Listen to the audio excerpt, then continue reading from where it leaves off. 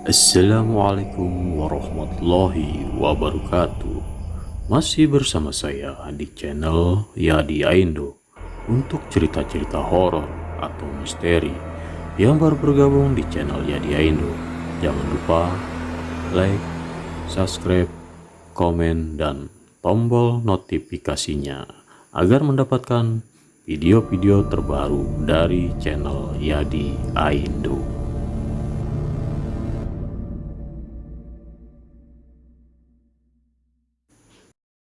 Pulang setelah 7 hari pemakaman, jenazah dilangkahi kucing hitam. Tiba-tiba warga desa Jati dihebohkan dengan berita kematian seorang wanita muda yang masih berusia 35 tahun. Semua tak menyangka bahwa Sita telah berpulang secepat itu. Padahal warga sebelumnya melihat Sita segar bugar dan masih beraktivitas seperti biasa. Warga berbondong-bondong datang untuk melayat ke rumah besar milik Sita. Isak tangis keluarga membuat pelayat ikut larut dalam suasana duka. Bahkan mereka mengenang almarhumah semasa hidup yang dikenal. Suka bergaul. "Sita, kenapa kamu tinggalkan abang?" Karyo mencap-mencap tak menentu. Ia tak terima dengan kepergian Sita yang bagai mimpi baginya. Baru 3 jam yang lalu, Sita duduk bercengkrama bersama Karyo. Tiba-tiba Sita mulai dan muntah darah, kejang-kejang lalu tak sadarkan diri. Karyo memanggil dokter yang tinggal di desa sebelah untuk memeriksa kondisi istrinya. Namun takdir berkata lain. Sita sudah tiada. Sita kenapa bisa meninggal seperti itu ya? Oh, sangat aneh sekali.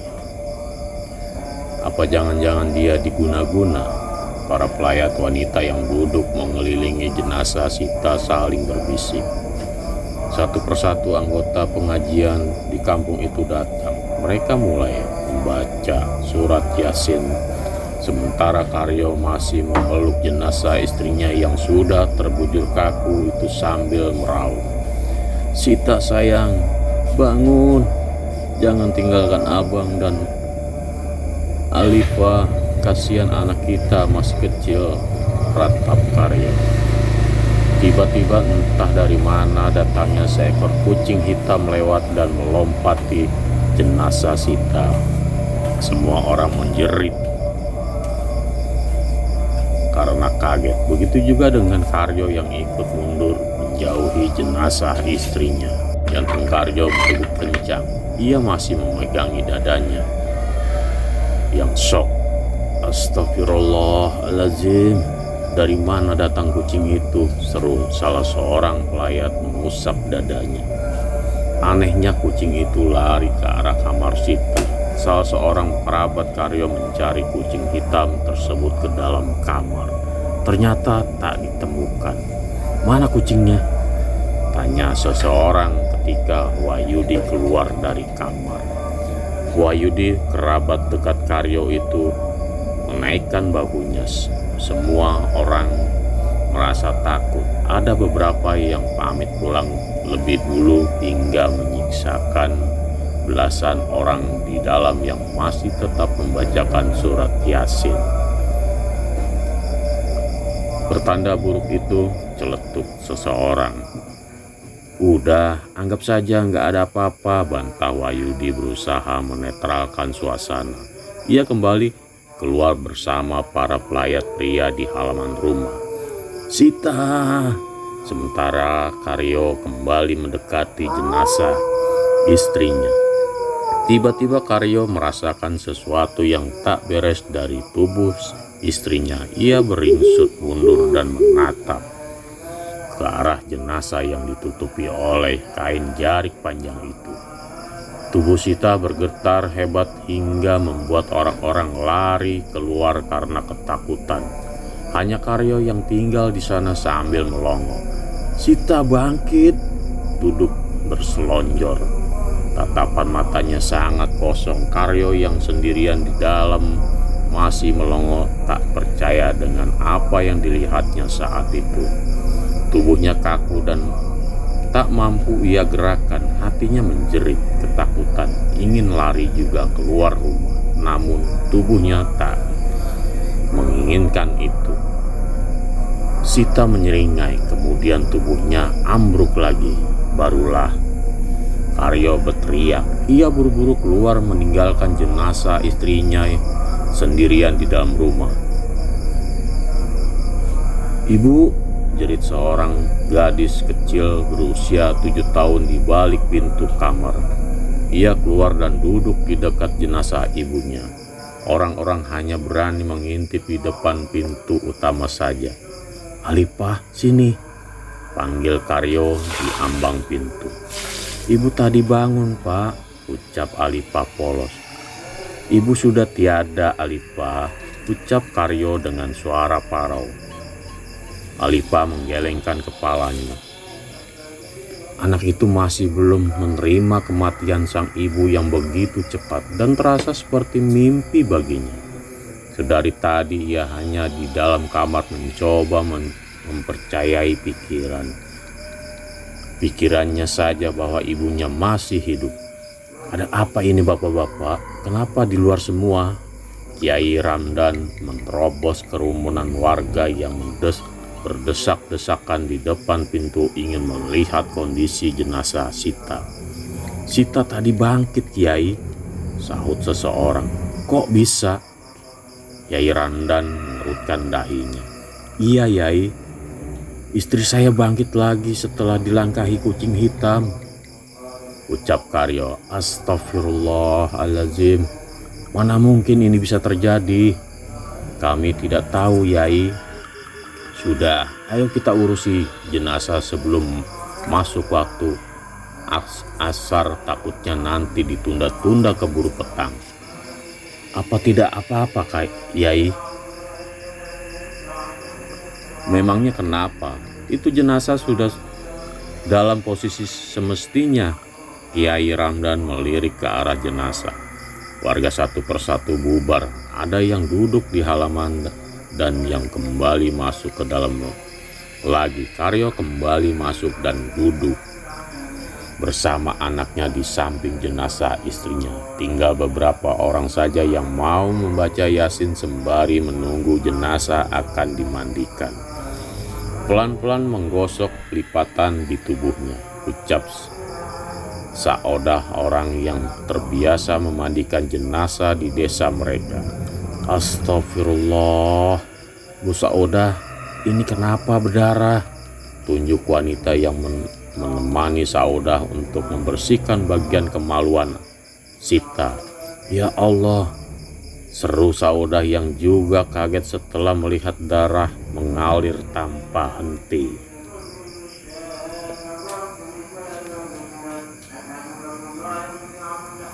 "Coba panggil Karyo," titah Saodah pada rekannya.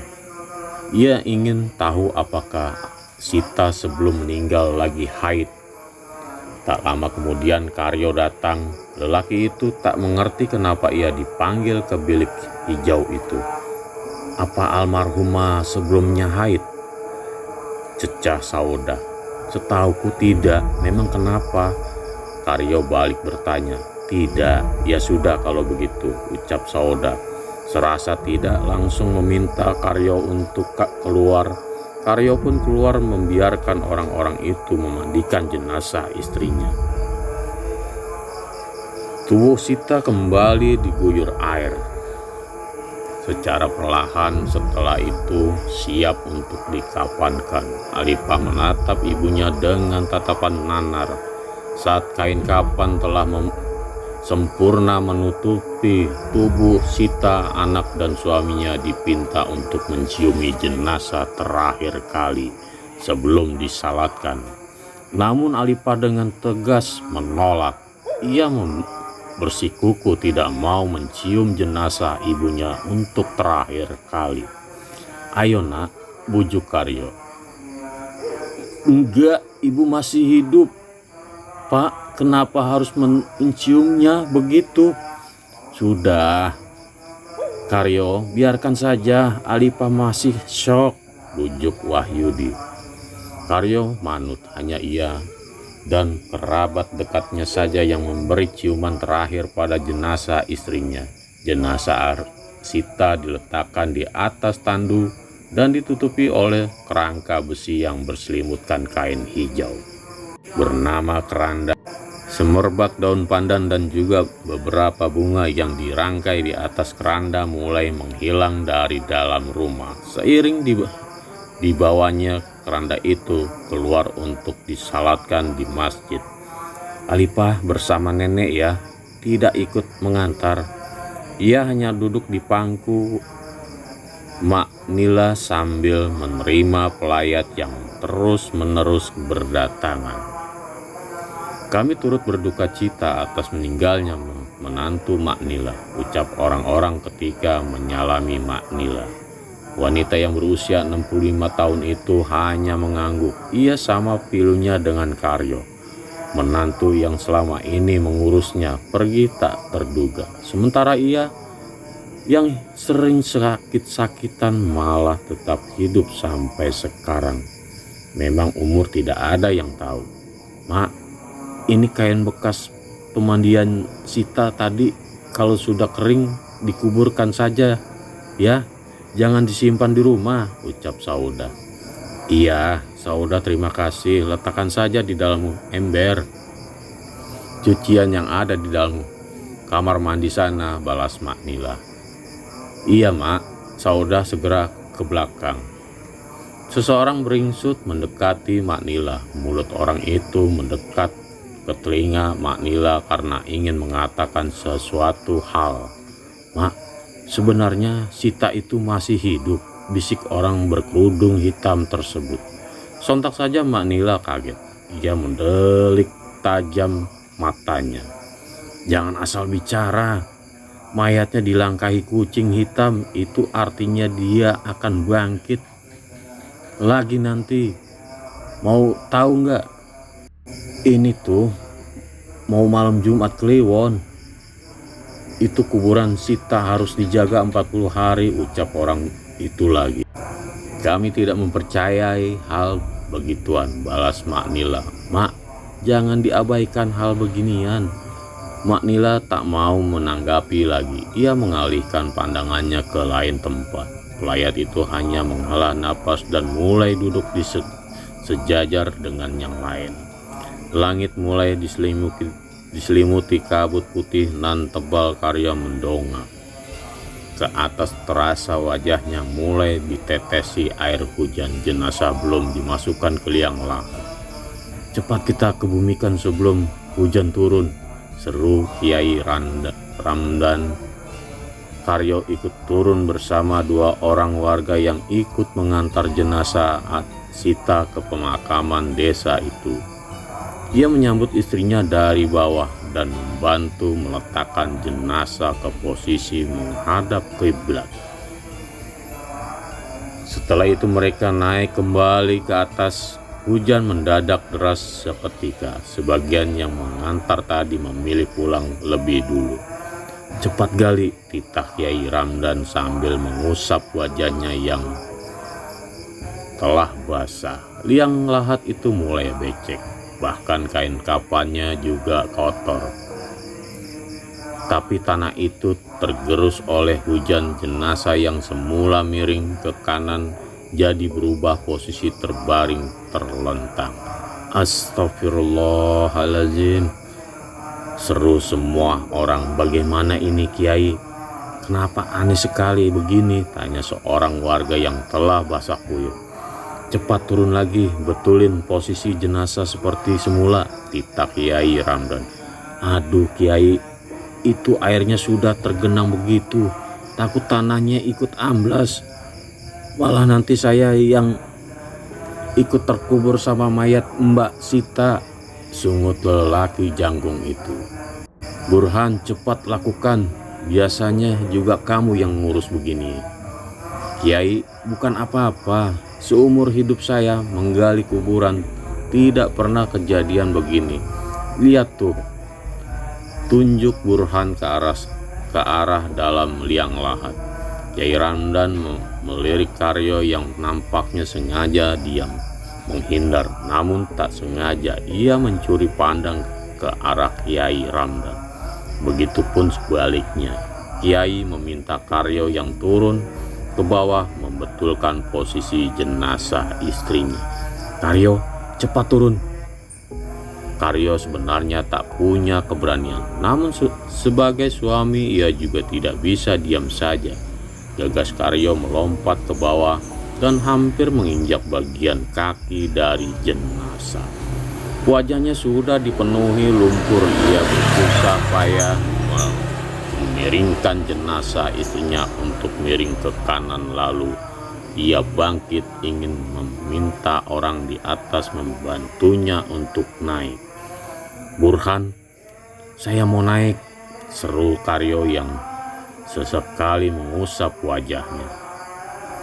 Burhan dan beberapa orang berdiri di tepi liang sambil mengulurkan tangan di bawah. Saat Karyo ingin menarik tangan Burhan, ia merasakan ada sesuatu yang bergerak mengenai kakinya. Sontak saja orang di atas mundur. Karyo melirik ke bawah. Ia menggigil ketakutan melihat jenazah istrinya kembali terlentang. "Kyai, gimana ini?" tanya Karyo menggigil ketakutan. "Kyai, ini sangat aneh. Kenapa jenazah kembali terlentang begitu?" tanya salah seorang pelayat sambil melongo ke bawah. Sementara hujan semakin deras dan nyaris membenamkan jenazah Sita dengan air keruh tersebut. Kyai Ramdan juga sama herannya. Ia meminta Burhan ikut turun membantu Karyo di dalam sana. "Ya Allah, Dek, kenapa bisa begini?" gumam Karyo menatap jenazah istrinya. Burhan yang sudah turun membantu sebisa mungkin agar jenazah tetap posisi miring meski tanah terkikis hujan sedikit demi sedikit. Sesudah memastikan jenazah tak terlentang lagi, keduanya naik kembali ke atas tanah yang digali kembali dipadati ke dalam liang lahat hingga menutup sempurna dan membentuk gundukan di atasnya. Papan nisan pun siap ditancapkan. Lalu tak lupa Karyo menabur bunga setelah doa dibacakan oleh Kyai Ramdan. Sebelum pergi meninggalkan makam istrinya, Karyo mengusap-usap papan itu sambil tertunduk pilu. Ia lemah karena mulai malam ini ia akan hampa tanpa tawa dan canda Sita seperti sebelumnya. "Bagaimana aku sendirian tanpamu, Dek? Alipa juga masih belum terima dengan kepergianmu yang secepat ini. Aku tidak tahu kenapa harus tiba-tiba begini. Aku bahkan masih belum percaya adek pergi meninggalkan kami," racau Karyo sesebukan. "Karyo tidak baik. Karyo tidak baik meratap terlalu lama. Sebaiknya kamu pulang. Di sana ada anakmu yang juga membutuhkanmu," ucap Kyai Ramdan. "Yai, ini malam Jumat Kliwon kan? Biasanya harus dijaga ini makam," celetuk Burhan. "Iya," sahut yang lain yang masih ikut menunggui Karyo. "Tidak usah, lihat hujannya akan bersambung sampai besok pagi. Mana mungkin ada orang jahat yang akan menggali kuburan ini. Ayo kita pulang," ajak Kyai Ramdan. Burhan membantu Karyo untuk berdiri dan meninggalkan pemakaman desa yang letaknya di pinggir hutan.